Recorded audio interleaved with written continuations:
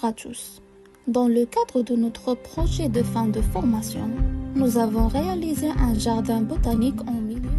Ce projet a été conçu dans le but de créer un espace pédagogique et environnemental au sein de l'établissement.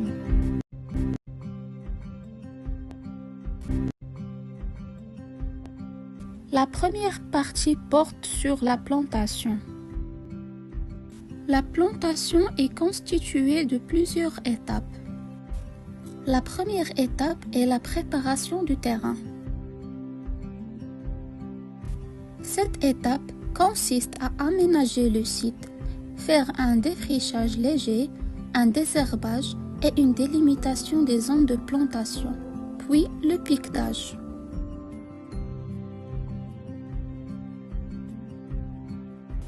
Il consiste à matérialiser l'emplacement futur des arbres. Exemple d'espacement, 3 mètres x 3 mètres pour certaines plantations forestières, 5 mètres x 5 mètres pour les vergers ou 10 mètres x 10 mètres pour certaines espèces à grand développement. Cette étape évite la compétition excessive entre les arbres. La deuxième étape, c'est l'écreusement des trous. Les trous doivent être préparés plusieurs semaines avant la plantation.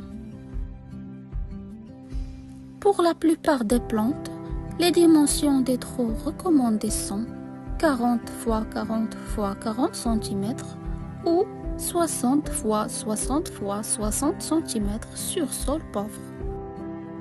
La terre de surface doit être séparée de la terre profonde et le trou facilite l'enracinement et améliore l'aération du sol.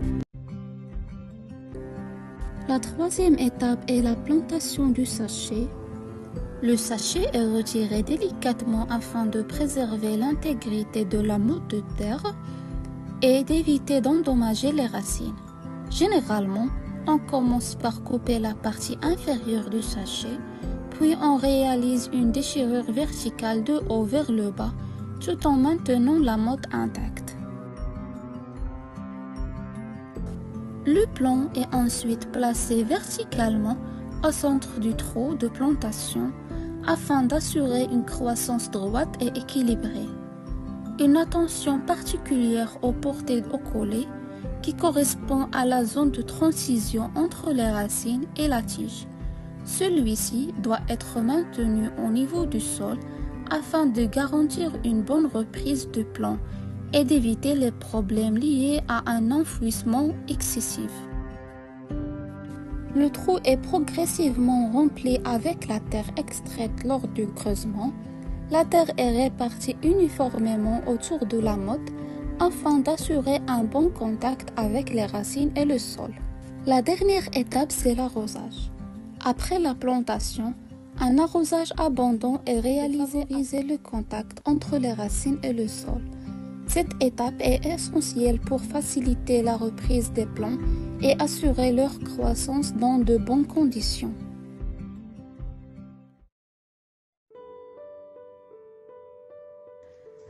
Dans cette partie, nous allons découvrir comment classer les plantes du jardin botanique de notre établissement. Nous allons utiliser deux méthodes de classification. La première méthode de classification, on va classer selon les caractères visibles de la plante. Est-ce que la feuille est grande ou bien petite?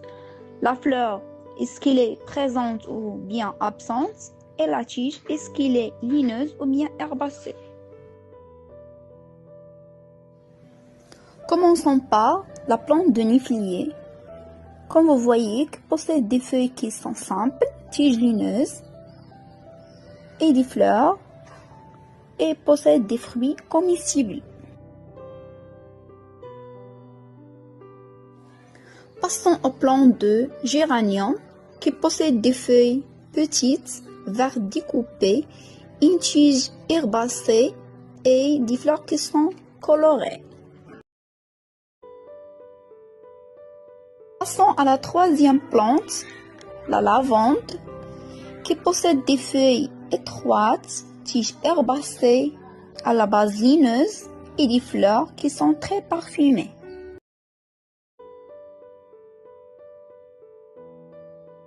La quatrième plante, c'est le romarin, possède des feuilles qui sont fines, en forme d'aiguille, une tige qui est lineuse et de petites fleurs.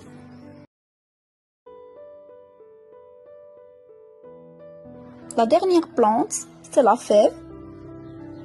Comme vous voyez, possède des feuilles grandes, tiges herbacées et possède des fruits.